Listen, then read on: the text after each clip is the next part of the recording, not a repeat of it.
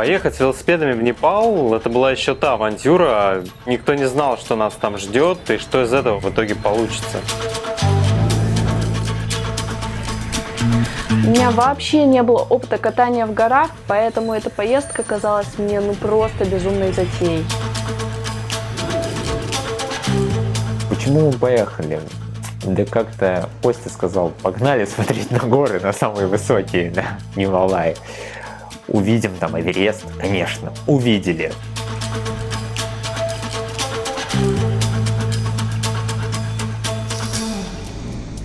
Мы прилетели 2 ноября под вечер, часть ребят приехала раньше, они уже успели договориться о трансфере на следующий день. Поэтому нас с утра уже ждет автобус, мы быстро получив пермиты, сразу же начинаем загрузку велосипедов и всего снаряжения. А нужно сказать, что за время авиаперелета у меня повредился подседельный штырь на велосипеде, поэтому я быстро взял, отвез его в ближайшую веломастерскую, ну а там ребята непальские, конечно же, по жизни никогда никуда не спешат. Поэтому мне пришлось их немножечко поторопить, и вот как раз мы успеваем все сделать. Я возвращаюсь, загружаем мой велосипед последним, садимся в автобус и едем.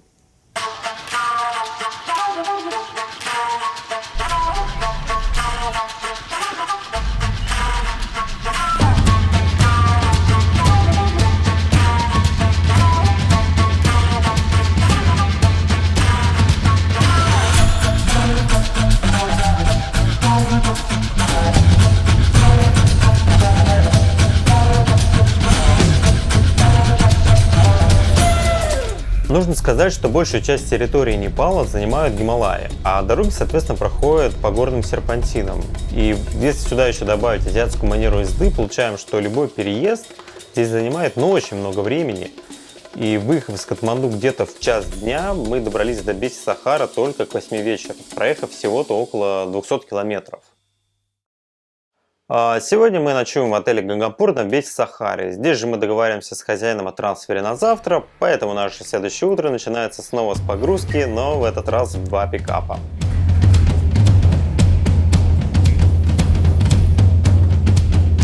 Сегодня нашим конечным пунктом назначения станет поселок Чаме. Вообще, трек стартовать можно отсюда из Беси-Сахара, но с приходом цивилизации здесь уже давно построена автодорога, и ехать по ней на велосипедах удовольствия мало. Поэтому мы поедем этот участок на джипах.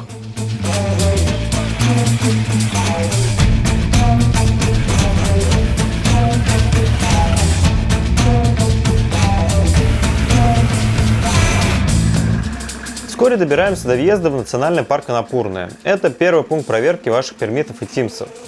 На каждом таком участке в них ставят отметки, чтобы отслеживать ваше перемещение по треку. Долго здесь не задерживаемся, едем дальше.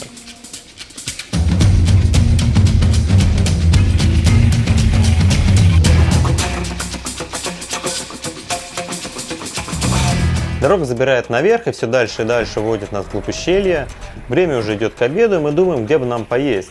И тут справа, среди деревьев, вдалеке мы видим просто какой-то нереальной величины водопад. Естественно, мы решаем остановиться и посмотреть его поближе.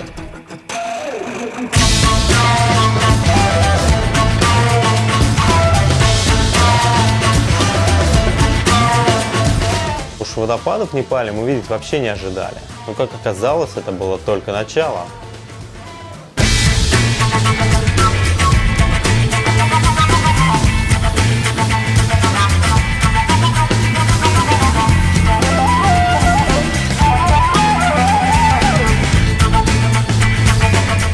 Едем мы, значит, едем, и тут вдруг неожиданно какая-то остановка, все машины стоят, смотрим, экскаватор перекапывает дорогу. Мы вообще так поднапряглись сначала, что вообще происходит и сколько нам ждать.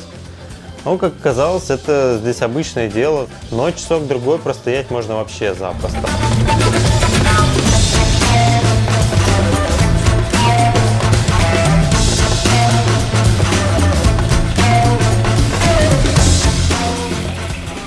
Наконец, под вечер мы добираемся до поселка Чаме. Сегодня мы проехали 60 километров, и на это снова ушел весь день. Высота здесь где-то 2700 и уже ощутимо прохладно. Мы быстро селимся, ужинаем и ложимся спать, чтобы завтра утром с новыми силами отправиться в путь, до которого мы так долго добирались.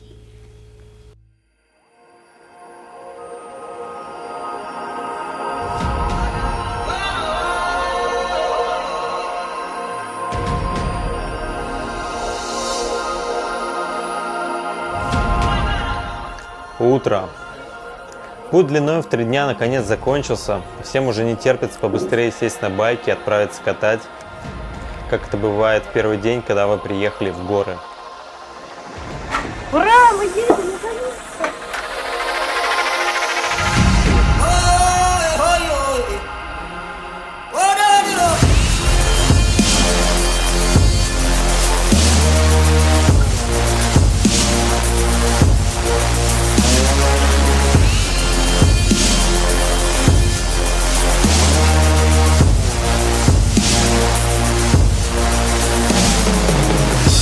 В этой поездке мы решили нанять портеров. Так называют местных носильщиков, и их услугами активно пользуются туристы и альпинисты. Они будут помогать нам транспортировать часть снаряжения между стоянками. Катя и Алексей же поехали налегке, поэтому все свое они повезут сами.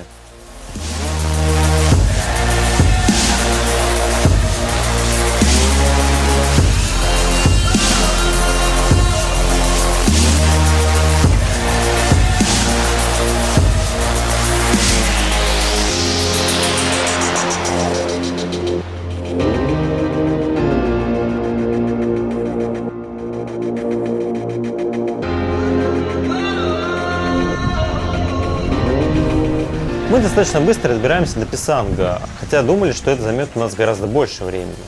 Но дальше ехать смысла нет, так как нужно набирать высоту постепенно для плавной акклиматизации.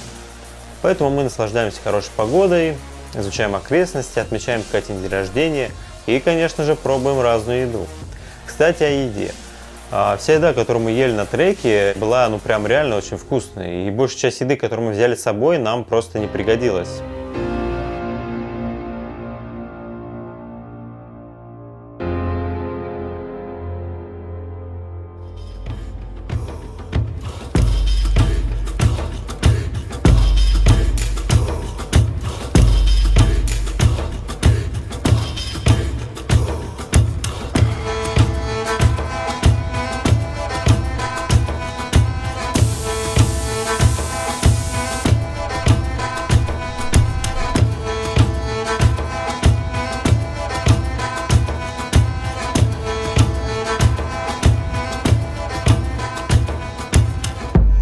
Сегодня нам предстоит переход в Мананг. Добраться туда можно 2 путями. Первый, более простой, идет по долине, второй же с крутыми подъемами, но обещающий красочные виды, лежит через горную деревню Гару. Мы решаем двигаться по второму.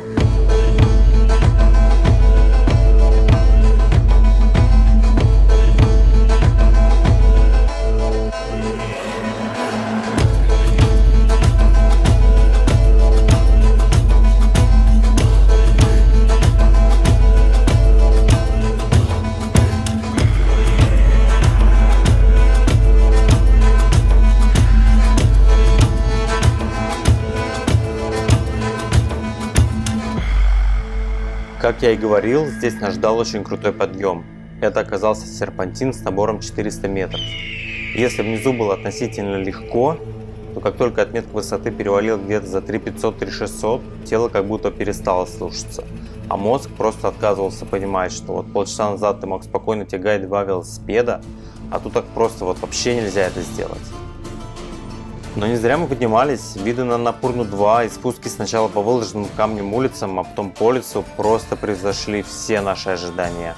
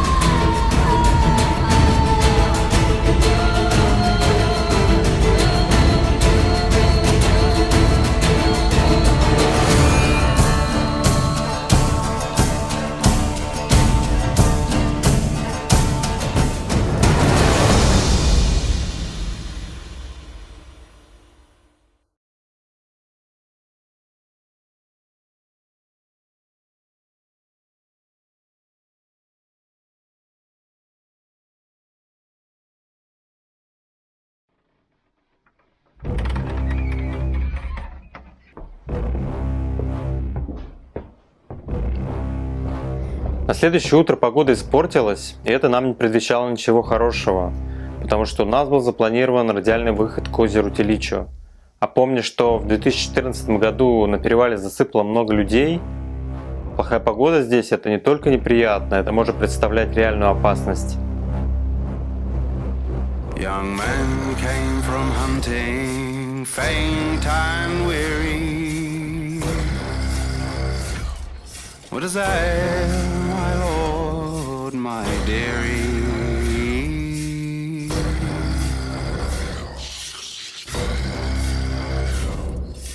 Oh, brother dear, let my bed be made.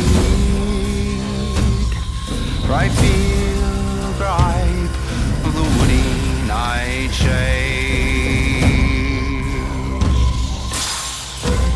Чуть не потерявшись по пути, мы вскоре добираемся до Кангсара.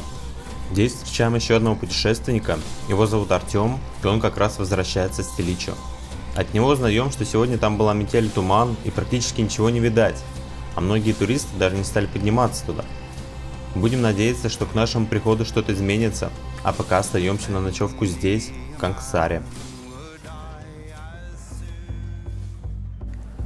Но за ночь ничего не изменилось, только лишь пошел легкий снег.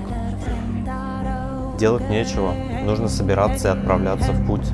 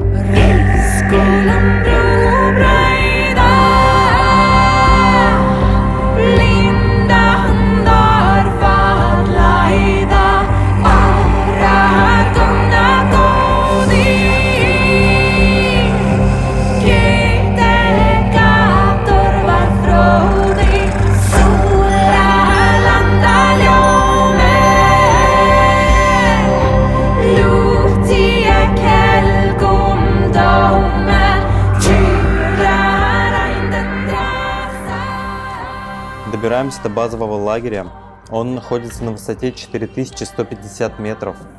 Тут условия достаточно суровые, холод и снег. Завтра мы собираемся начать подъем в 3 утра, поэтому рано ложимся спать прямо в штурмовой одежде.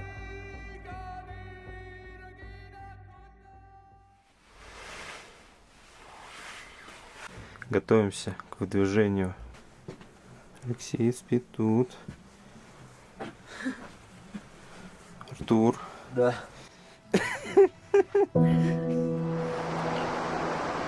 И сейчас 3 утра. Мы идем на озеро Теличо. Поднялись на 100 метров. 620 подъем.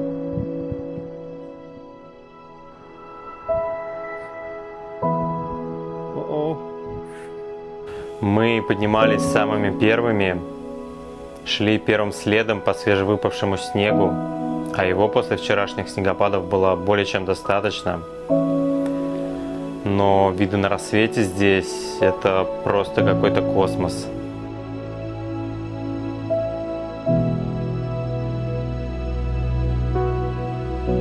Сейчас будет некое лирическое отступление. В этой поездке я планировал сделать Лане предложение, но с местом была полная неопределенность ввиду погоды и многих других факторов.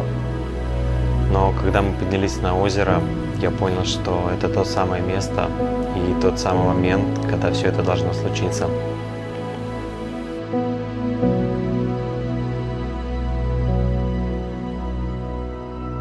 Для меня это стало полной неожиданностью. В голове никак не укладывалось, что все это происходит со мной на самом деле.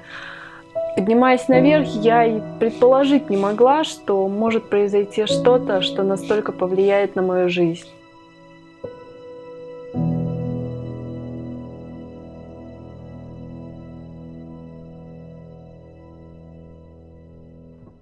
Ну вот, все дела сделаны, можно возвращаться назад. По пути встречаем бредущего как зомби Артура, а за ним ребят.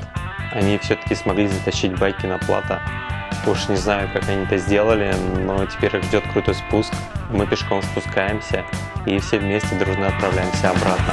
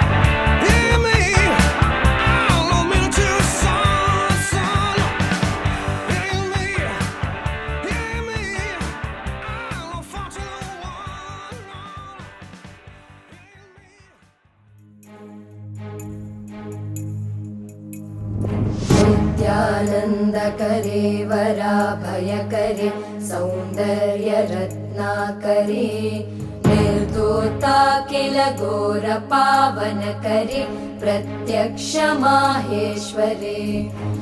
Но ощущение легкой беззаботности после нашего похода на озеро постепенно улетучиваются и начинает нарастать некое внутреннее напряжение, потому что впереди нас ждет, пожалуй, самый ответственный этап. Это ночевка в хайкемпе на 4800 и следующий за ней переход через перевал 5400, а это, к слову, почти высота вершины Эльбруса.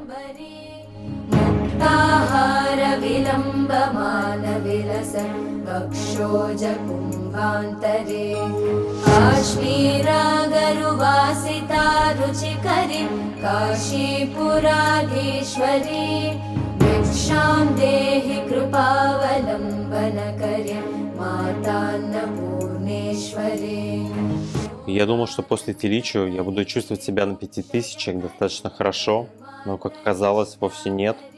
И по приходу в хайкэмп голова просто раскалывалась, периодически подступала тошнота, и мне с трудом удалось запихнуть в себя какую-то еду. Сил ни на что не было, и даже вечерние игры не пошли у нас, потому что все мысли, конечно же, были сосредоточены на завтрашнем дне X.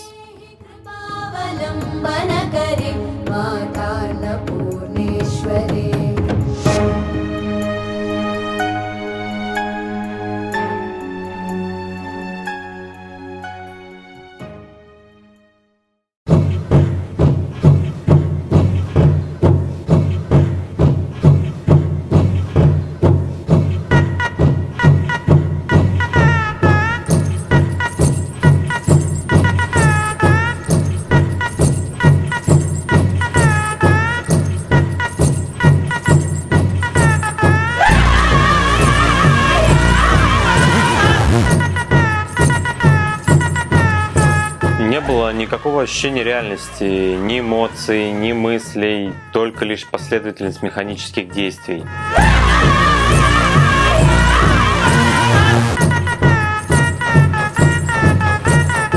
Шаг левой, выдох, вдох, шаг правой.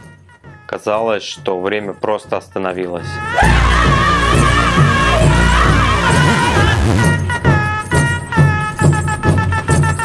Теперь я знаю, насколько хреново мой организм чувствует себя на высоте. Но зато после перевала началось самое интересное.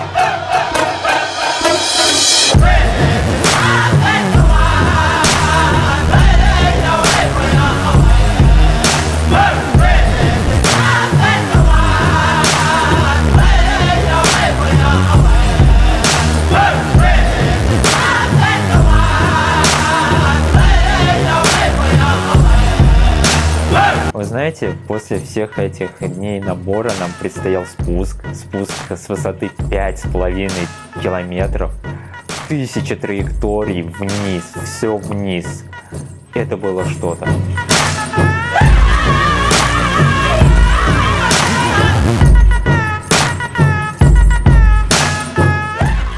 Спустившись в перевал и добравшись до Муктинаха, мы решаем ночевать здесь, а уже завтра утром отправиться в сторону Джомсона. Изначально план был ехать через деревню Кокбени, но, посмотрев карту, есть одна интересная мысль срезать наискосок через горы, через деревню Лупру. Посмотрим, что нас там будет ждать завтра.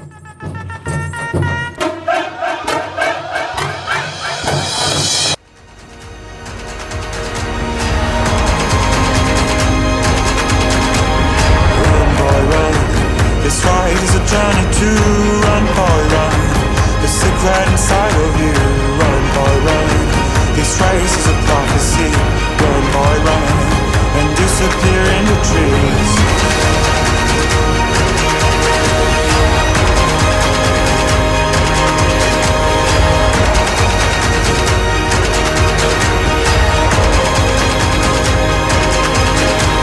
Tomorrow is another day, hey. And you won't have to hide away, yeah. You'll be a man, boy. But for now it's time to run, it's time to run.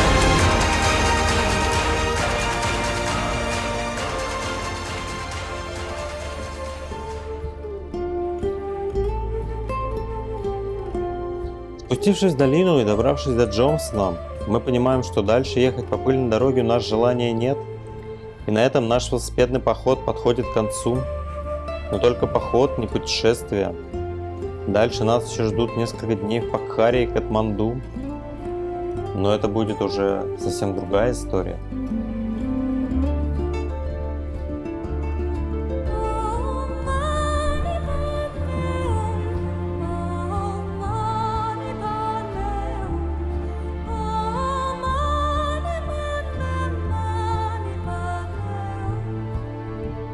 Я счастлива, что это путешествие наконец-таки закончилось.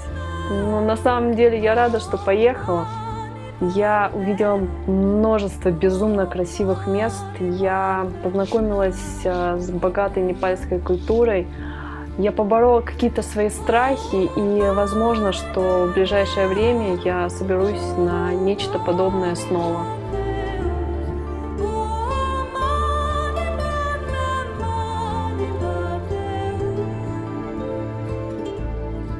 До поездки в Непал я не понимал, почему многие люди влюбляются в это место и возвращаются сюда снова и снова.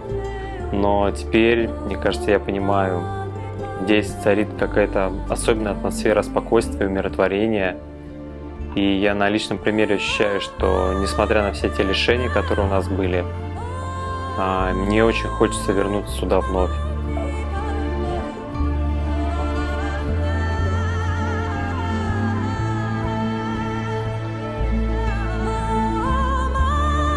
Нам просто очень нравится кататься на велосипедах в горах, и поэтому в каждую поездку мы их берем с собой.